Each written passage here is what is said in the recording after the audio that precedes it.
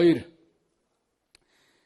Ер нь ерөнхийлөгч болоод би анхны зарилгаа гаргахдаа энэ иргэний боловсрал залуучуудад энэ боловсралыг ялангуяа энэ дунд анги бүр сургуулийн бага насны ангиас эхэлж энэ боловсралыг ордог болёо гэсэн ийм зарлиг гаргаж ирсэн. Тэгээд энэ зарлиг маань хууль тогтоомжинд орсон боловсролын яамны бодлогод шингэсэн ерөөсөө Монгол уламжлал, Монгол соёлоо хүүхдүүддээ бүр багаас нь заадаг байя.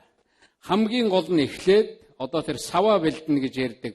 Хүүхдийнхээ оюун ухааныг, хүүхдийнхээ тэр санаа бодлыг Монгол болгож, Монгол орондоо хайртай, Монголын түүхээ мэддэг, ёс уламжлалаа мэддэг, ахас ихсээ хүндэтгэдэг энэ гайхамшигтай уламжлалыг авч явдаг ийм болгож чадах юм бол цаашаа манай хүүхдүүд бол дэлхийн боловсролыг олж болно.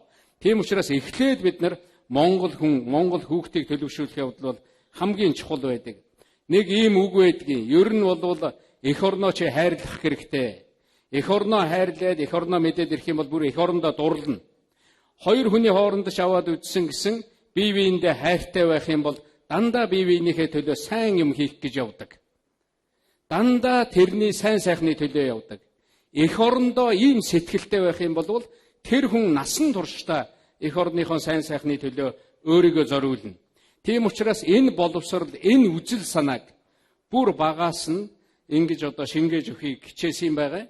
Ингээд иргэний боловсролын хичээл, дээрээс нь соёл уламжлал, ёс заншлын тухай энэ хичээлүүд 1-р ангиас 11-р анги хүртлээр ордог, багш нар нь бэлтгэгдсэн ийм сайхан уламжлал тогтоод явж байгаад би туйлын баяртай байгаа.